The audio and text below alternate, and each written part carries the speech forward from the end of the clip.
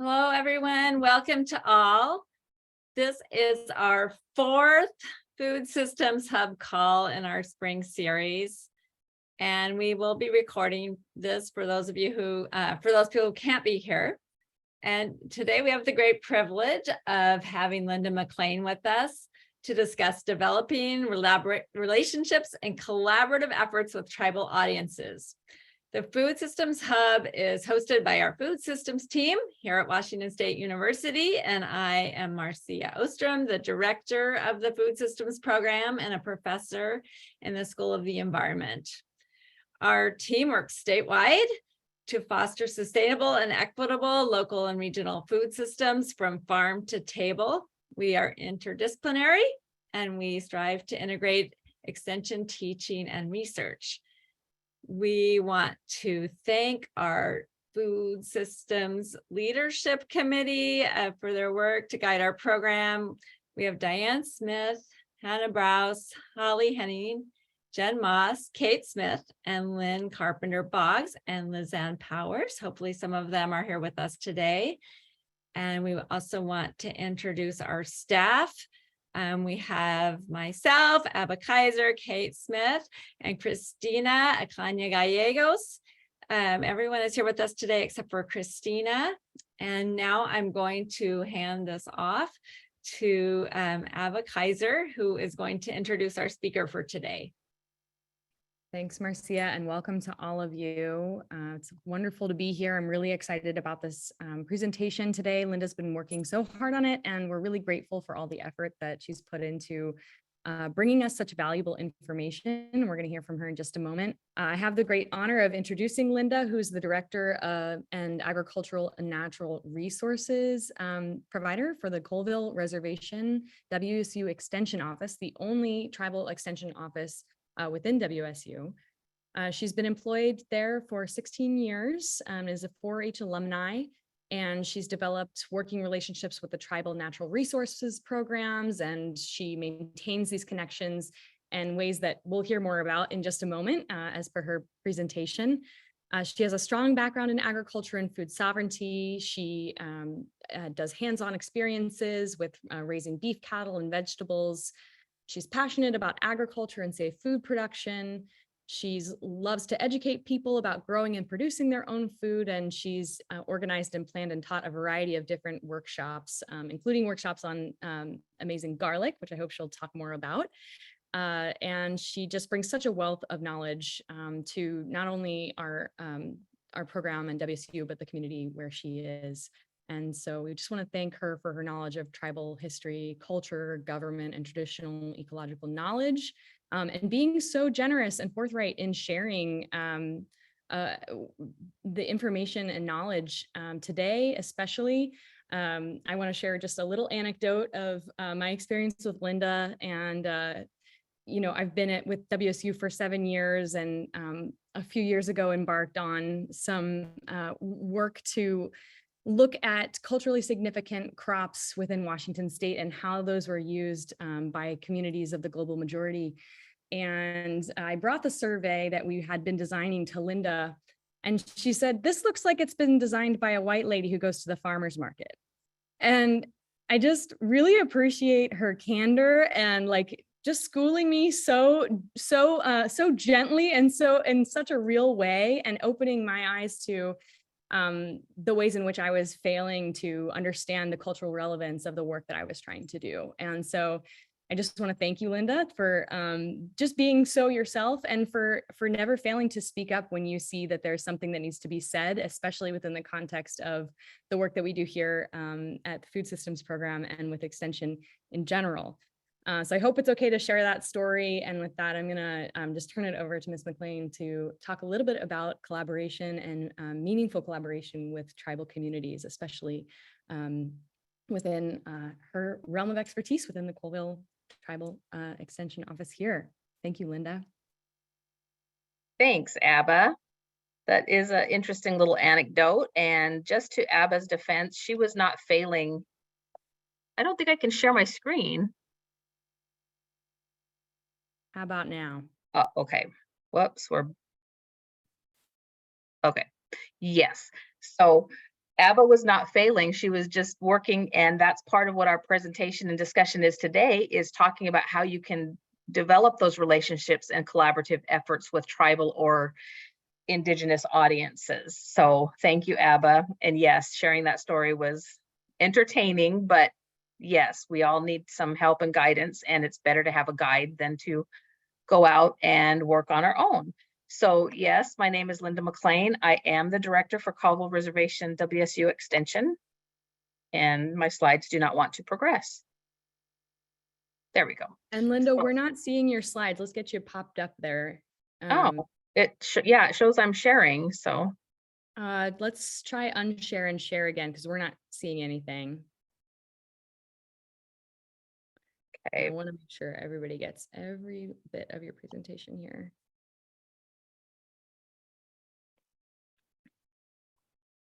Not now. Not now. Okay, how about Down to the share screen. we just had this up? I Oh, know we did a tech check and everything. okay, share screen.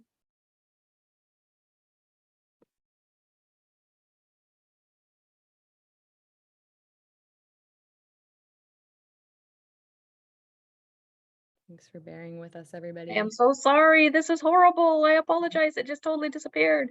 No worries. And while you're getting that set up, Linda, we do have a few Jamboard exercises that we're going to ask you to do in a minute as part of the presentation. So I just want to get everybody ready for that. And I just want to say this is our biggest hub call to date. So we just want to appreciate everybody who's joined, and feel free to keep introducing yourselves in the chat if that feels like something you'd be willing to share. And that looks great, Linda. We're back online. Thank goodness. I am so sorry. So sorry about that. Okay, so back to my introduction. Yes, I've worked for Caldwell Reservation WSU Extension for the past 16 years. I am an enrolled member of the Caldwell Confederated Tribes, and we are located on the Caldwell Indian Reservation in Nespelam, Washington. We are the only MOA-funded unit within the WSU Land Grant University system. MOA means Memorandum of Agreement. This is a formal agreement between Caldwell Confederated Tribes and WSU, which is Washington State University, wherein they will mutually provide for an extension program here on the reservation. So in essence, there are 39 county extension programs and 1 tribal extension program within WSU system. And I've included a little map there. Our reservation is broken down into 4 different districts. So you can see the little map of Washington State, and then Caldwell Reservation is highlighted. And then there on the right-hand corner in red, it's the reservation divided in districts. We have Omak, Nespelam, Keller, and Inchalem. So we do have a Jamboard question to get off to right off the bat. So I'm not sure about the instructions for that, Abba. Yep, I can share. Thanks, Linda. I just put our Jamboard link into the chat, so you can click that. And Linda has several questions throughout her presentation. And so you'll be just adding to each page. There's 5 questions and 5 pages on that Jamboard. And we'll start with question number 1. And once you get to that link, you can, if you haven't used a Jamboard before, you can go to the left-hand side, and there are, you should see a little symbol of a sticky note in there. So let's see if folks can get there to, yep, I see lots. I see 28 of you, 29, many joining.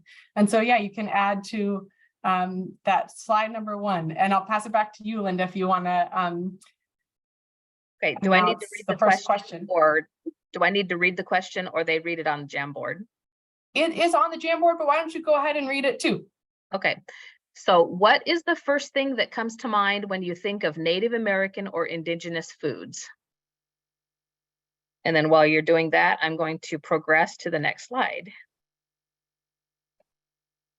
So Native Americans and food. Different regions have different sources of food.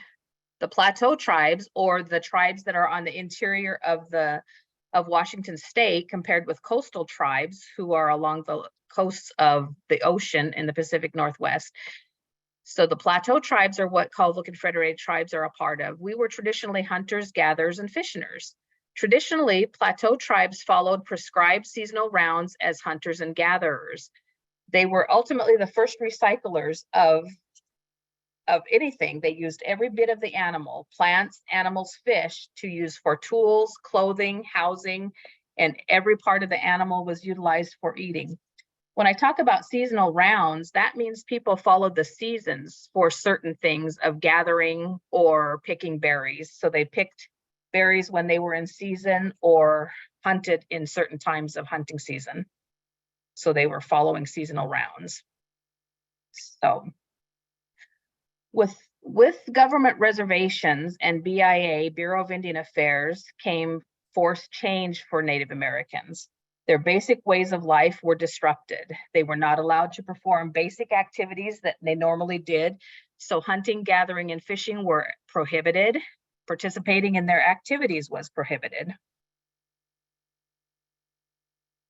The traditional foods of the Colville Confederated tribes and different tribes in the plateau consisted mostly of large game, fish, waterfowl eggs, roots and berries. These roots and berries and plants, a lot of them were used for food, but they were also utilized for medicinal purposes that would heal people. So there's a lot of traditional uses for plants and herbs and berries. So as you can see by the photographs here, a lot of these practices are still practiced today, with whole families going out and gathering roots during seasons of root digging, picking berries, digging mushrooms, fishing, hunting. So a lot of these practices are still in place today. So food is considered a gift from the Creator. Everything is a gift. You are thankful for everything that you can receive or acquire. Hunting and gathering was provided physical activity for tribal people. Once the introduction of European diets were brought to the Americas, the Native Americans' digestive systems were not used to these types of foods. They were used to eating fresh and more roots, berries, types of things, not lards, fats, flours. With the advent of reservations and encroachment of settlers, health declined. When your traditional activities are outlawed or prohibited, you no longer are as physically fit as you once were. And the diets changed immensely. They were no longer allowed to go and gather and hunt and fish as they traditionally once did. So they were forced to eat government rations, which consisted of a lot of lard or high fat things, and a lot of white flour, sugars, things that we were never accustomed to in our traditional Native American diets. Of course, you can imagine how this contributed to the decline of people's health. Native Americans now experience a high prevalence of diabetes, obesity, and heart disease. Can you imagine being told that you cannot gather your food to feed your family, or told you can't worship a certain way? That's what Native Americans were experiencing. Okay, let's take a look at that Jamboard, see what people came up with. Thanks, Linda. And we're working on the back end to see if we can't let some more people in. I'm going to go ahead and share my screen and show what folks have been saying. Plenty of people have been getting in. So yes. Oh, this is awesome. We're really excited about this. Oh, this is great. Yeah. And if you didn't get to add your comment in, it looks like there's a max of 50 participants that can go on at once for a Jamboard that we're just seeing. But if you didn't get to add your comment, you could also add it into the chat if you don't see it represented already. Okay, I'll add a couple comments here. I see a lot of Three Sisters soup, Three Sisters garden, Three Sisters, Three Sisters. Yes, that is traditionally Native American, but that is not traditionally up here in this area. We do outreach education to teach that system of gardening and food production, but that originated in the Haudenosaunee over in the eastern side of the United States, as well as in the southern tribes, where they actually did grow gardens. That's where the Three Sisters originated. But we do incorporate that into a lot of our food sovereignty education here on Colville Reservation. And then I see fry bread listed. Fry bread is not a traditional food. There was different types of, in this region, there was more like, considered like there was different like bannock, and there's another one I can't remember the name of, but it wasn't made with traditional white flour that fry bread is.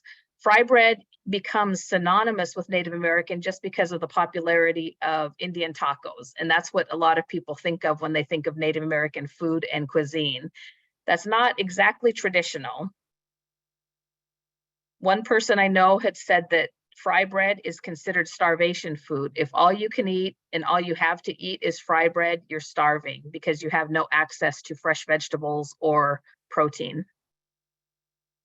Oh, I love all these answers. Yep, sacred. We've got bison, buffalo, elk, fish, huckleberries, foragers. You guys are great.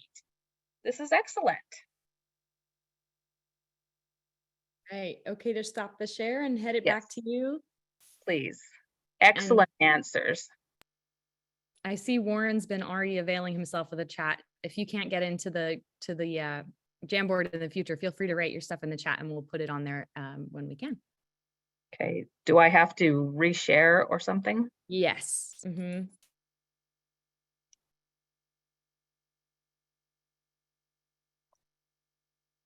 So if anybody didn't get into the Jamboard and wants to put in the chat, I'm going to just put the question in here in the chat as well. Okay. So gardening was not a historic Native activity in the European sense. Let's put all these up here at the same time. So typically when we think of Native Americans, we don't think of gardening, but Native Americans did have some managerial resource practices. They did prescribed burns and they gathered in a lot of the same locations just to help the roots grow more rapidly and to develop.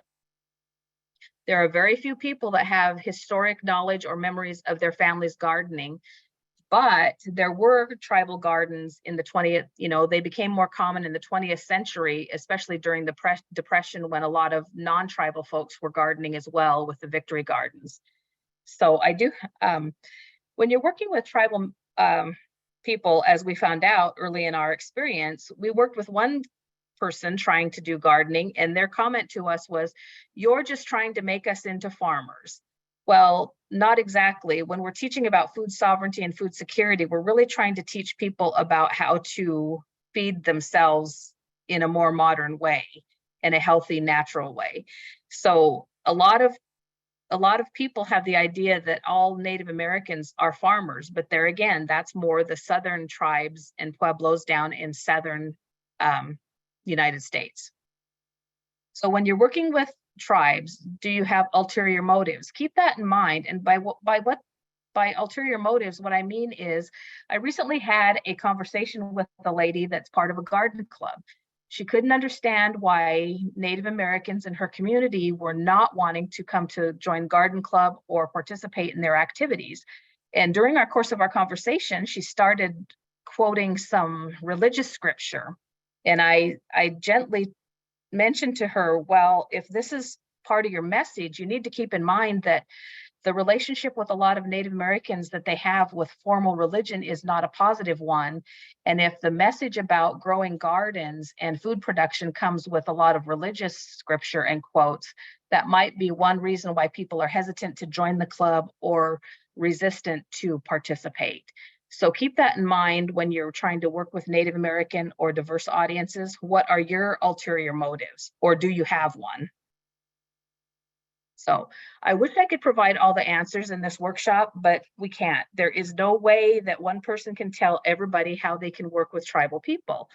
But what we do hope to provide is a framework that kind of outlines a gentle way to work with tribes in general. So the best advice is approach with respect and appreciation, and realize that you are still guests in the communities. And yes, even me as an enrolled member and a member of the community, when I'm representing WSU Extension, I'm still considered a guest here. So I still have to tread very carefully when I'm dealing with different programs or people or departments and whatever projects we're working on. I still have to keep that in mind, that I am an outside agency.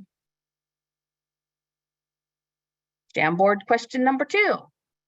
Name the tribes located in your area of service.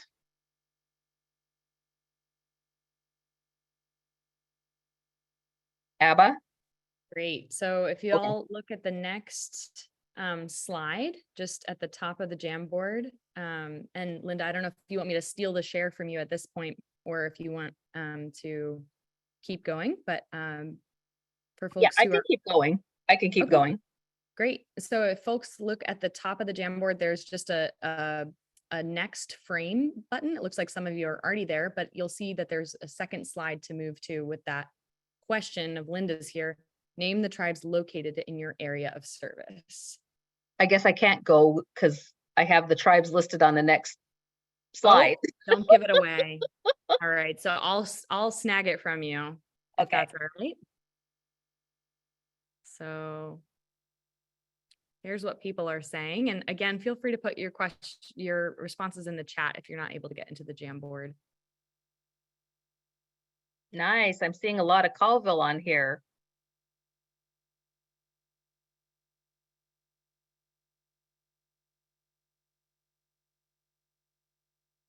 Kalispell, Tulalip, Cowlitz, Wahkiakum, Duwamish, Lummi,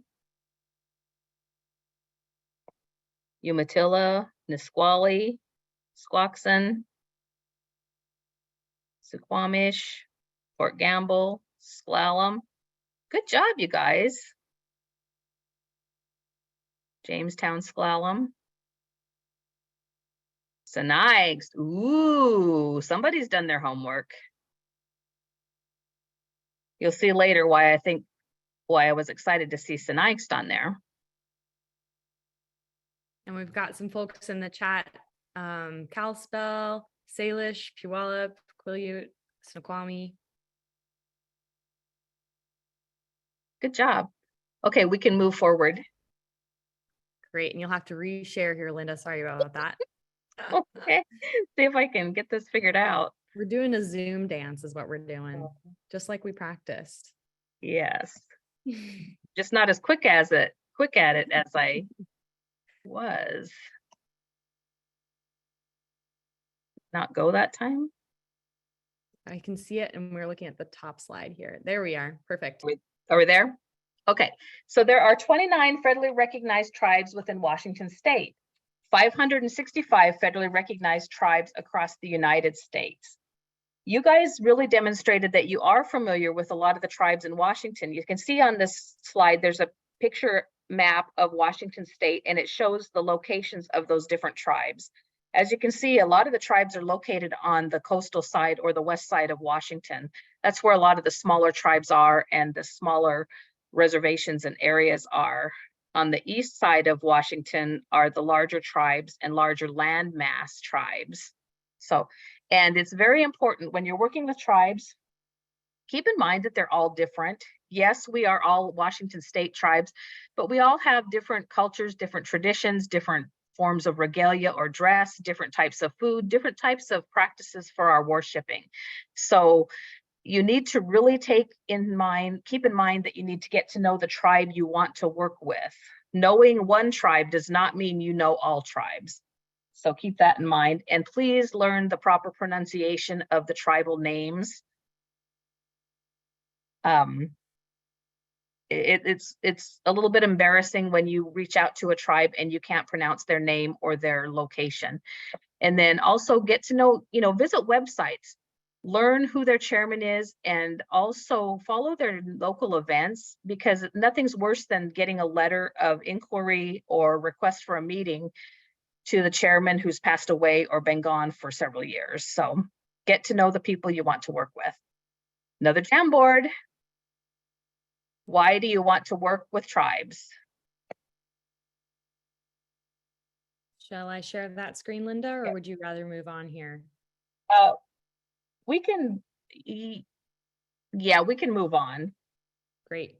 This is a really important one though. So if y'all slide to the third slide and the Jamboard and answer the question there, why do you want to work with tribes? We'll revisit that. Yeah, please write something in there, and then I will move forward too with what because we do want to know why you want to work with tribes. So So when you're wanting to work with tribes, do not assume that tribes will welcome you with open arms. Not all tribes need or want university assistance or the assistance that you might be offering. How do you know they would be interested in your project? Have you reached out to anybody to talk about them? Has a tribe expressed a need, an interest or a need in that topic area? So reach out to your tribes before you ever write them in the grant. Also, be wary of the fact that do not just write a tribe into a grant to get the grant. Oh yes, I have this great grant idea, and if I write a name of a tribe that I'm working with in it, or I use key phrases, then I will get funding. Or don't just work with a tribe just to check a box on your diversity list of needs. That's not fair to do to a partner.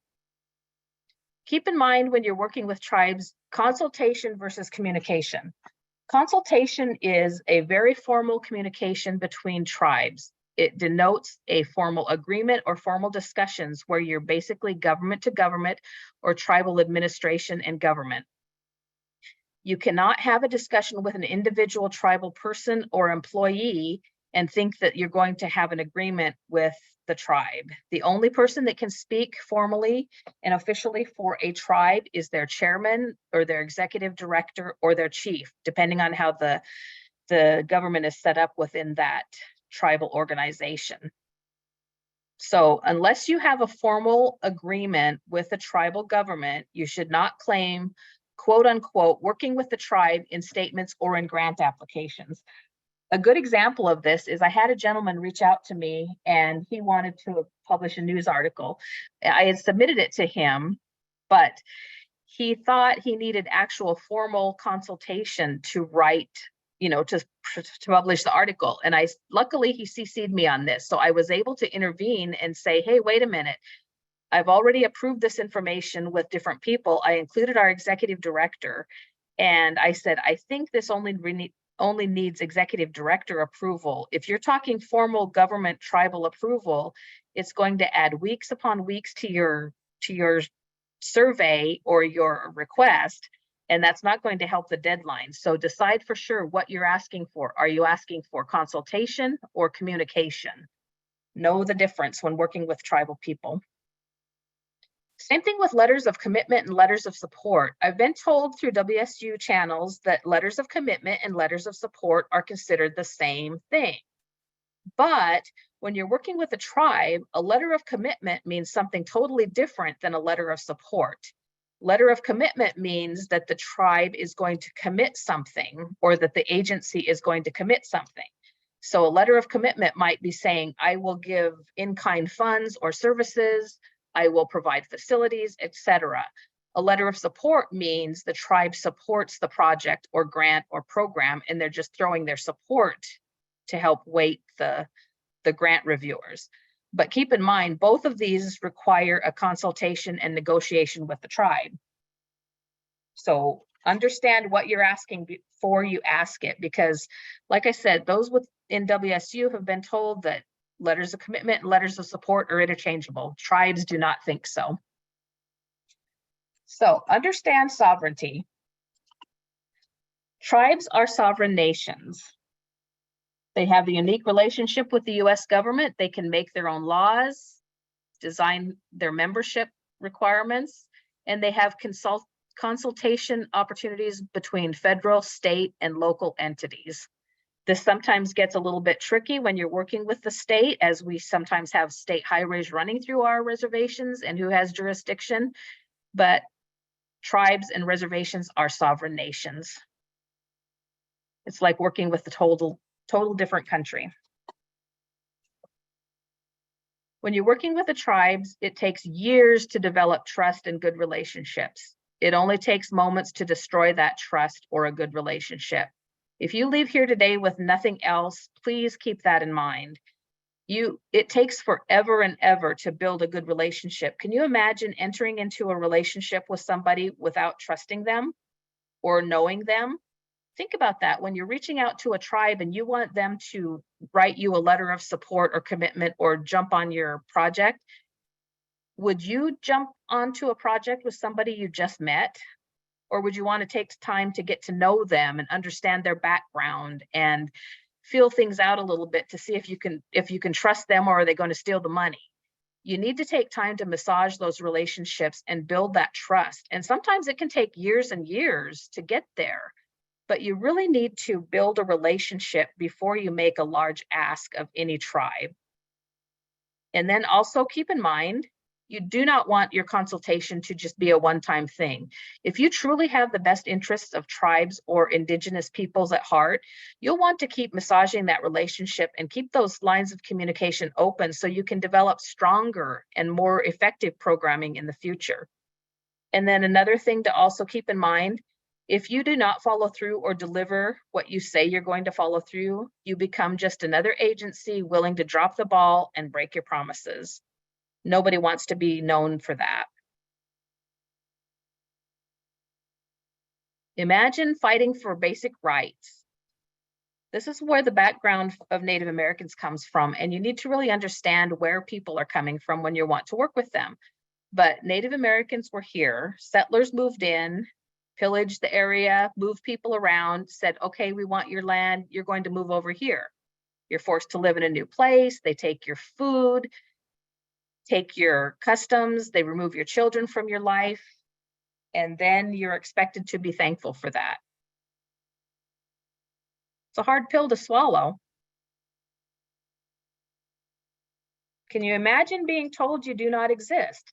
This is why I was so excited to see somebody write Sinai's tribe on that Jamboard a minute ago, because there was a strong case just recently in 2021 about the Sinai's being proven that they do exist. So that was good news. But keep in mind that of all the ethnic groups in the United States, Native Americans are the only ones that have documented proof that they are an enrolled member of a tribe. We are card-carrying people with a number and everything. Interesting to think about. Colville Tribes is comprised of 12 different bands or tribes, and bands can be used intermixed with tribes. They can mean the same thing, but it's a confederacy of 12 different tribes. The Sinai's in 1956 were declared extinct. Other bands also border Canada and have stretched into Canadian territory as well as other state borders. So this is the case I was talking about, the landmark case of Supreme Court of Canada, R versus Digital.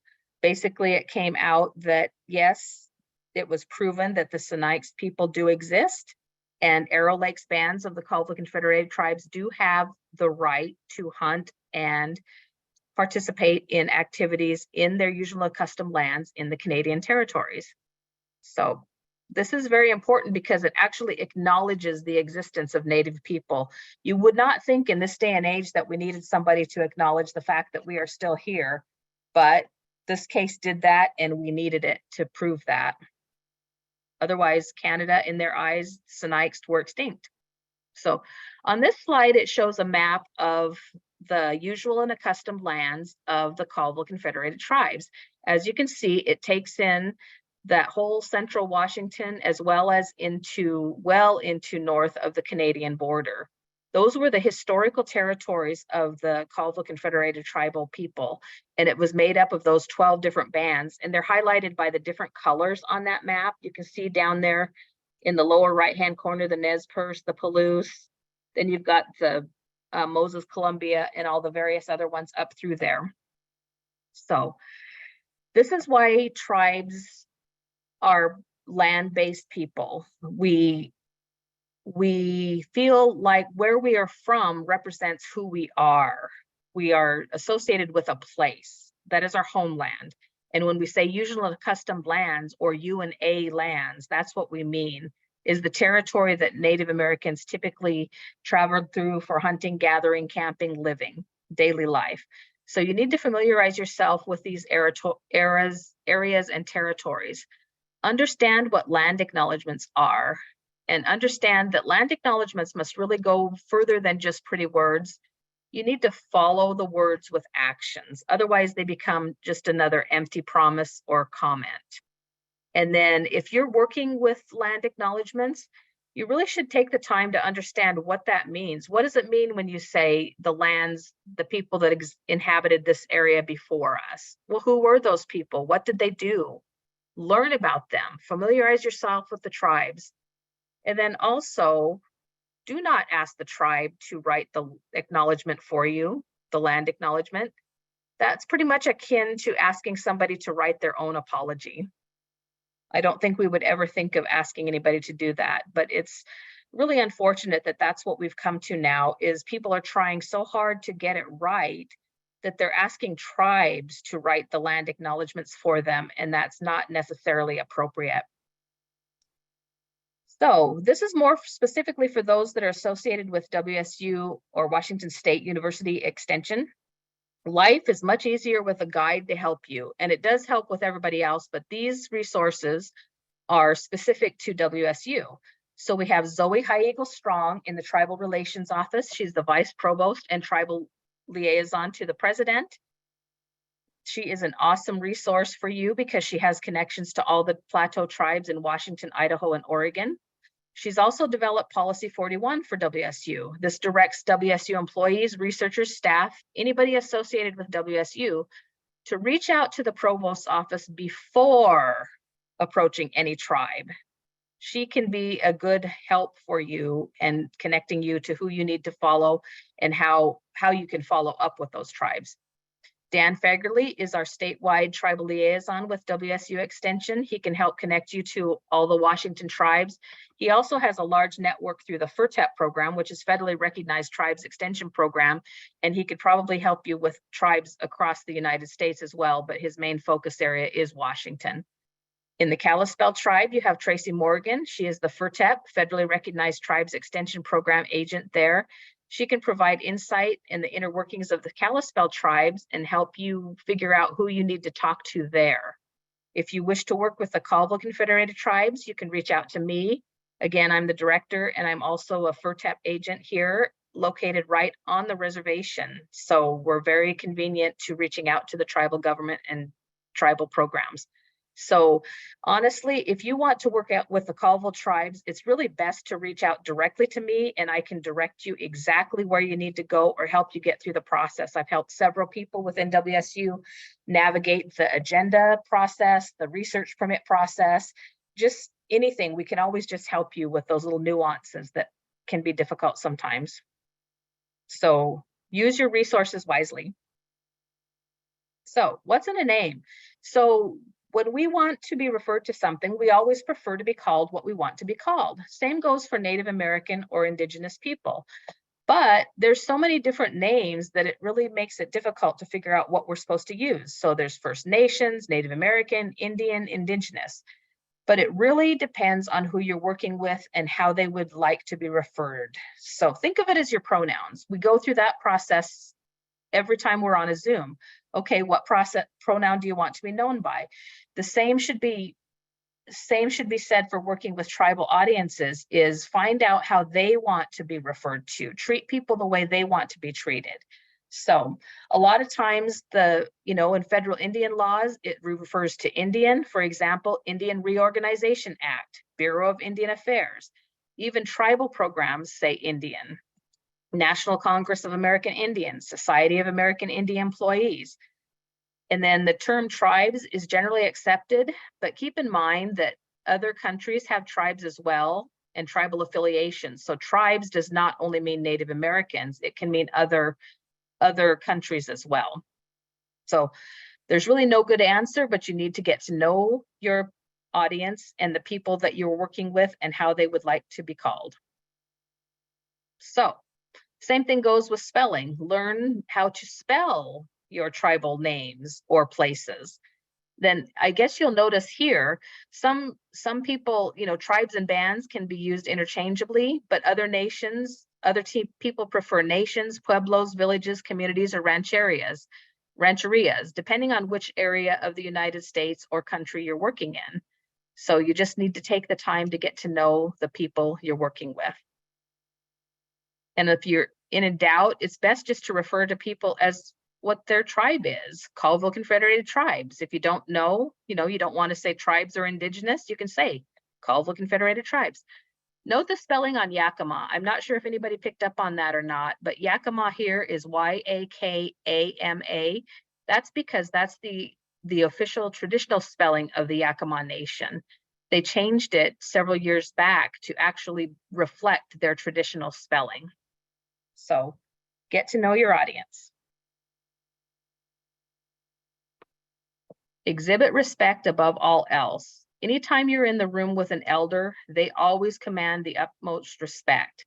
We had a group of people come here and work with some community members one time, and they're from WSU, and they were talking around the table, asking questions, and they were wanting answers from the community. Well, we had an elderly person in that audience, and they asked her a question, and then everybody just started talking over her. And then pretty soon they circled back and said, oh, well, we want to hear from so-and-so. And she said, you know, I don't think you do. And they said, oh, yes, we do. What do you mean? And she said, you know what? You asked me, this one asked me a question, and then you all started talking over me and didn't even give me time to answer. So I don't think you do want to hear my answer. Well, that helped shut the room down for sure. So that was a good answer on her. But always keep in mind who you're working with and give people time to answer the questions. A lot of times people want to formulate their answers so that they sound intelligent or don't make a mistake or misspeak. So they need time to reflect upon their answer and not embarrass themselves or offend anybody else, because a lot of times they don't want to offend you either. So give people the time. Think about it like on Zoom, where we allow 7 to 8 seconds for questions. Allow the same time when you're asking someone a question. Okay, do not become connected or tied in with one employee. There's a lot of common turnover with jobs. Our tribal elections are held every 2 years. So every year we have the potential to get 6 brand new tribal leaders. You never know who's going to be in or elected out of office. So when working in a new area, find a champion in that community that can help lead you and guide you and speak for you. You want to build trust with the community just as well as you do the tribal programs or governments. So keep in mind that tying yourself to one person might tie you to their viewpoint as well. So in tribal audiences, just as with any other community, there's ultra liberal, ultra conservative. Same thing with tribal audiences. There's ultra traditional and ultra modern, and there's everything in between. So keep that in mind when you're trying to promote your program. So if you get tied to one person, that might not be the popular person in that community.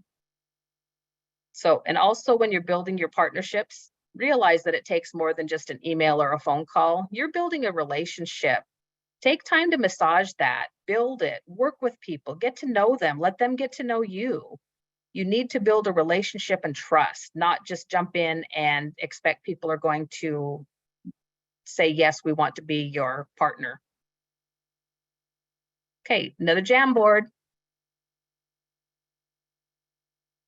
Would you like me to share screen, Linda? Yeah, let's share this one because I think I want to come back right after it. Yeah, share this one and then we'll jump back in right after. Would you like to see the why do you want to work with tribes slide here? Sure, that would be great because I could take a drink of water. There you go. So this is what folks have been putting down. Nice. Talking.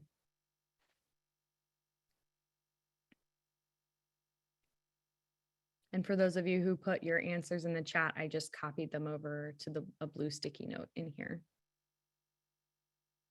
Feel free to keep doing that. I'm sorry if I'm squinting and looking into the slide. Oh. I have a laptop, so it's little. Try and get up in there.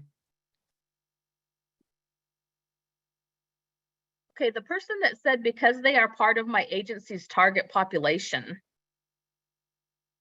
You don't have to answer, but I just want to point out, is that the only reason, or is there a desire to really help that audience? Something to think about. We should not target people just because someone says we need to target them. We have to have a reason for wanting to help people or provide services to people.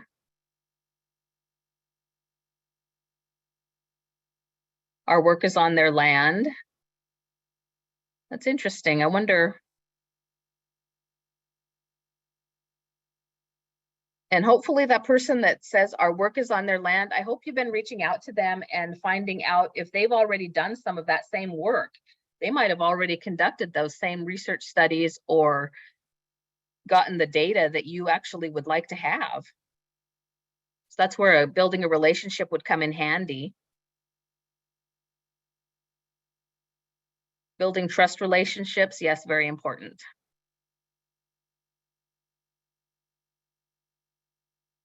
And I just want to note we have about 10 minutes left. So I don't want to rush you, Linda, but I just want to flag the time. Yeah, no, I'm great. So we can go ahead. If they've added stuff to the second board, we can move forward. So if you haven't already, go ahead and click over. List the first thing that comes to mind when you think Indigenous people. Feel free to add your notes here. Okay. We can go ahead and I can get back into sharing. Great. I can remember how to do that again.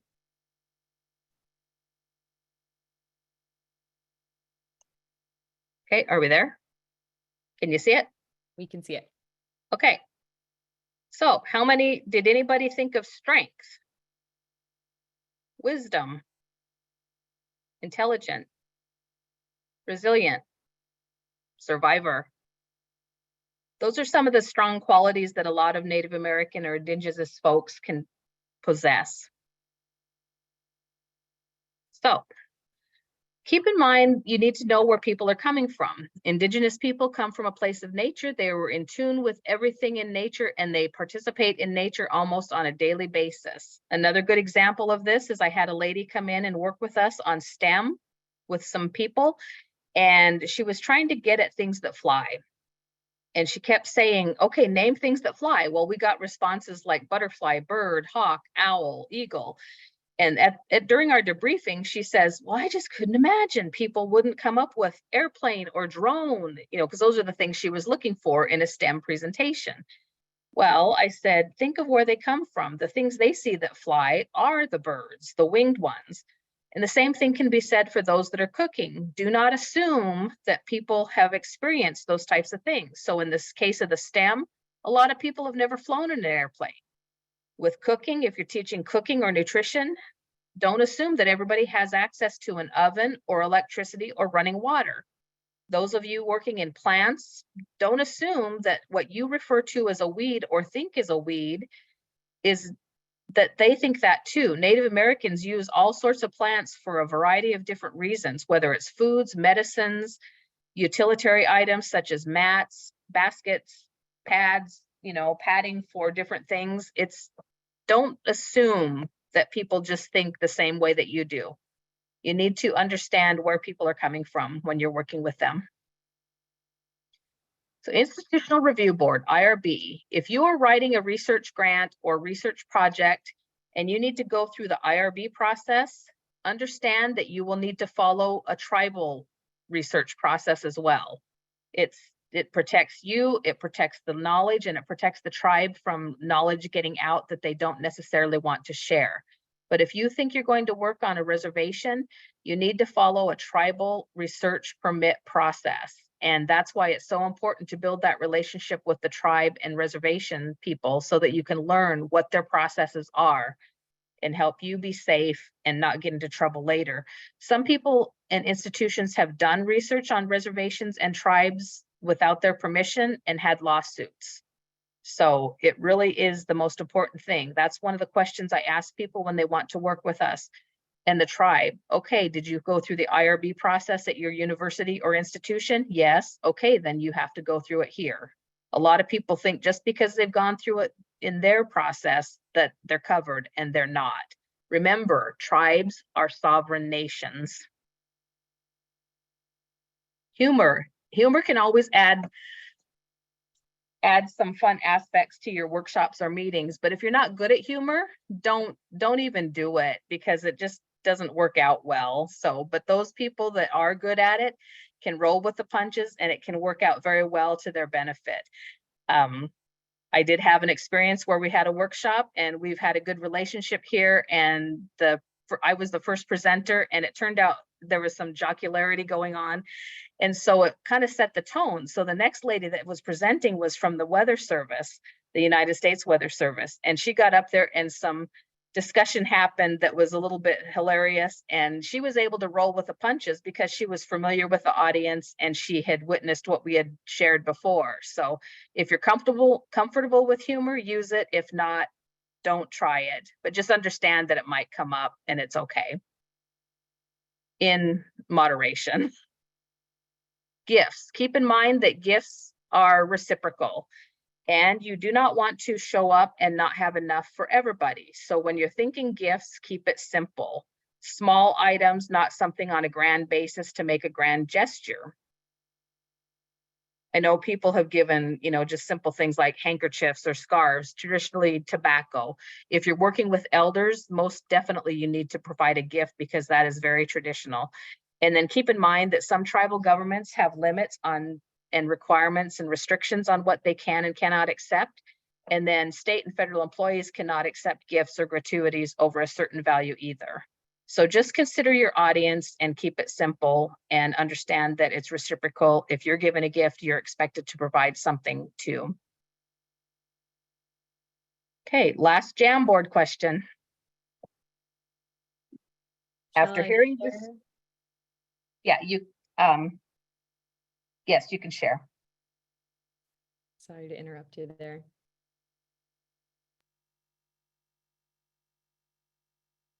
So Linda, while they're writing up their last Jamboard, do you want to take a couple of questions? I have a few that I took out of the chat box. Sure. So one person said that they were curious about pre-colonization and plant selection, and particularly about native berries. Okay. They're curious about what? So the person who had this question, I'm trying to remember who put that in there early on. If you want to unmute yourself and ask, you could maybe give more specifics.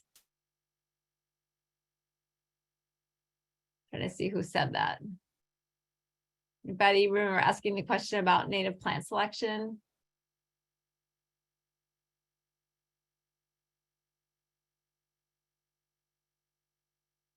Well, if no one wants to ask a question, do you want to tell us anything about native plant selection, Linda? I'm not the aficionado on all things Native American or native plants. So I'm not even sure how to begin answering that question. I think How about berrying?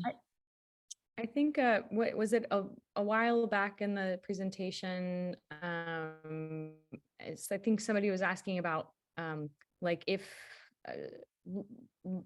thinking about traditional ways of plant selecting and how Indigenous communities may have grown specific types of plants in order to select for traits that they found desirable. I'm not sure if that was part of the question. Typically, and like I said in the slide, that Native Americans did not grow gardens or do gardening in a European sense. So as far as plant selection, they weren't planting the plants. Things were grown in nature, and then they did do prescribed burns to help, get rid of weeds and control the plants to come back the next year. So I am not that knowledgeable about that aspect of it, I guess. So I don't know. If somebody wants to send me a question, I can research that and get some answers for them. That's okay. Yeah. We're almost out of time. So, that was you, Warren, I think. But why don't maybe you could correspond directly with Linda and she could. Will do. Thank you. And then we could just maybe take a minute to look at this Jamboard, or do we want to try to get in one more question, Linda? We just have like 3 more minutes. Yeah, we can do one more question. Okay, does anyone want to either raise their hand or put a question in the chat that we can ask Linda? I see one here from Carol. a question about how to connect with tribes around the state to see how we can best serve them. They have an environmentally science-focused project that we'd love to identify collaborators with and what key tribal interests might be. And also just a big thank you to you, Linda, for this amazing presentation. So that was the question. The best way to connect, well, I shouldn't say the best way. A good way would be to reach out to your local extension program, because a lot of the local extension programs have tribes in their service area. Some are actually working with tribes. So if you've got a program that's designed around agriculture and natural resources, that might be a good place to look. Conservation districts work with a lot of the tribes as well. But reach out to WSU and they might be able to have the tribal liaison connect with you, or the Zoe, the vice provost.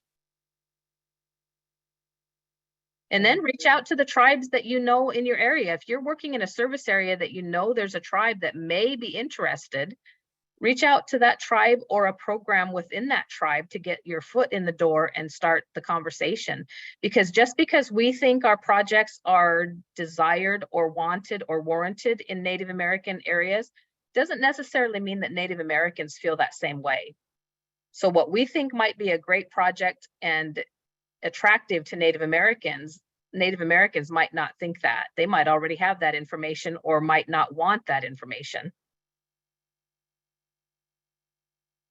Thank you. So we are just about out of time here, but I would encourage people to feel free to continue adding thoughts to the Jamboard after we officially close this. We will save this for the records, and it will help us as we organize our future food system hub series. And this is our last. Can I share my last slide? Because it does have the recap yes. and takeaway. Sure. Okay, it's really quick. So yeah, and feel free to keep adding things to the Jamboard. We will save it.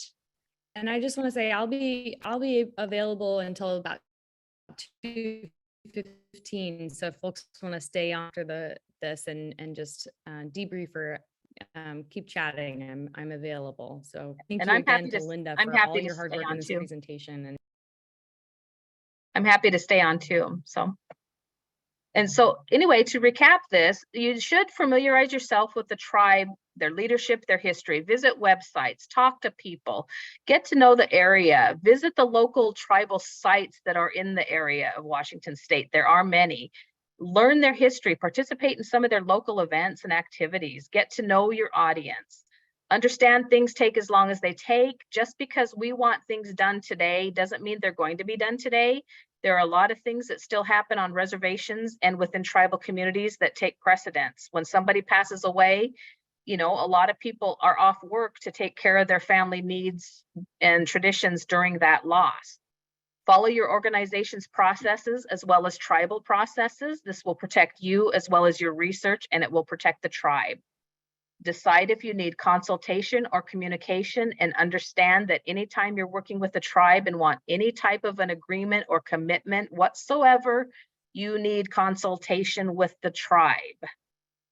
Build a relationship before asking for something from a tribe. Again, this goes back to that trust and relationship issue.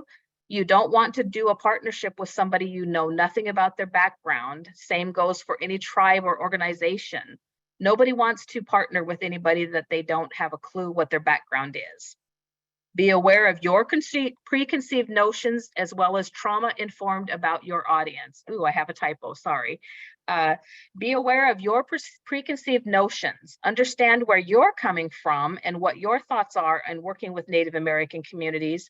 And then understand the trauma and be trauma informed about the audience you're working with. Understand where they're coming from, what experiences they've had, and what trauma they've had inflicted upon them that direct how they're going to participate in things. And my best advice is approach with respect, appreciation, and the realization that we were all guests in Native communities.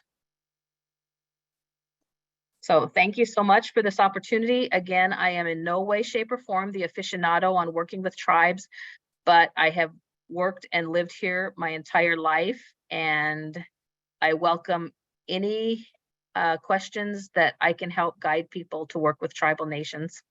Thank you for this opportunity. And a big thank you to you, Linda. We really appreciate your taking your time to be with us today, and we'll have this recorded for people who couldn't be here. I think it's a really good start for people to learn how to interact with tribes. And, you know, we need to know how to work with these diverse audiences before we jump into working with them and potentially causing a wreck for our organizations. Thank you. So we can officially close, but if people want to stay on a little bit longer, it sounds like Linda can be here to take questions for a few more minutes. Happy to. And people can email me. I did put my email on the slide, so.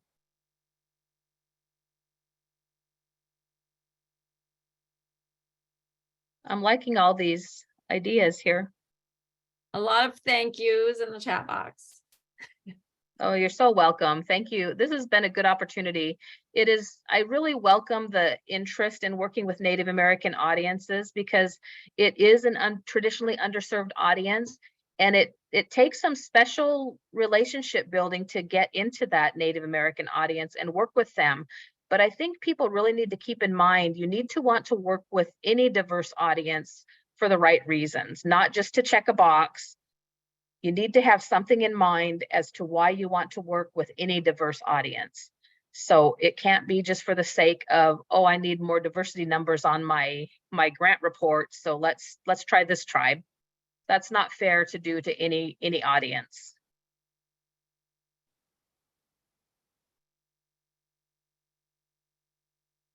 Feel Good, free I'm to glad to raise see. your hands if you want to get in a question, and you can unmute or you can write it in the chat box. Okay, somebody wrote trauma informed. Is this an extension body of knowledge? Trauma informed is knowing the trauma. Yes, it actually is through health. I think it's CAFRU, Children and Family Research Unit, does a lot of trauma informed education.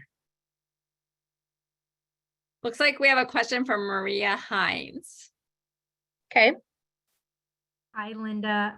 It's not as much of a question as much as just wanting to express my gratitude as I start this journey with my nonprofit around food systems to our local area in the Okanagan region. And you've just been incredible. And really, I just want to acknowledge it with all of the participants that are, that are on this call right now, that like, Linda is really, really helpful. If you have questions, like she's definitely the person to go to, and she really, truly, she will point you in the right direction.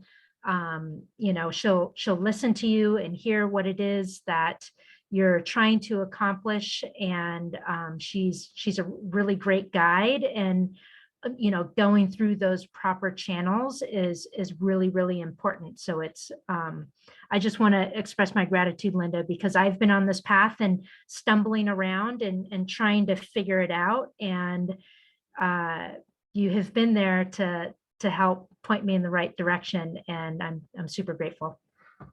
Oh, thank you, Maria. Yes, I really appreciate that. And yes, Maria reached out to me early on, and I've been able to help her connect to different people that she needs to when wanting to work with the Colville Confederated Tribes. So hopefully her project takes off and does what it needs to do. Thanks, Maria. Good to see you on here. Yeah, absolutely. This is incredible. I'm just constantly learning from you. So thank you. Good. And I do see somebody wrote on this Jamboard, it says, what do Indigenous people want from Extension? That's something that whoever asked that, or we all have to think about. We need to reach out to our local tribes and ask them that question. That's where it starts. We can't just assume they want anything from us. If there's nothing that they're interested in, then we move on and do our work elsewhere. But it really starts with the ask. Having a conversation with somebody saying, hey, I'm Linda McLean. I work with WSU Colville Reservation Extension. Is there anything we can provide? This is the areas that we focus on. Is there anything that you can think of that we could help you out with? Or, you need to just use that as an opening line to a conversation. And I did see somebody had their hand raised before I started that. I didn't see who. Yeah, it looks like Elizabeth Dean. Hi.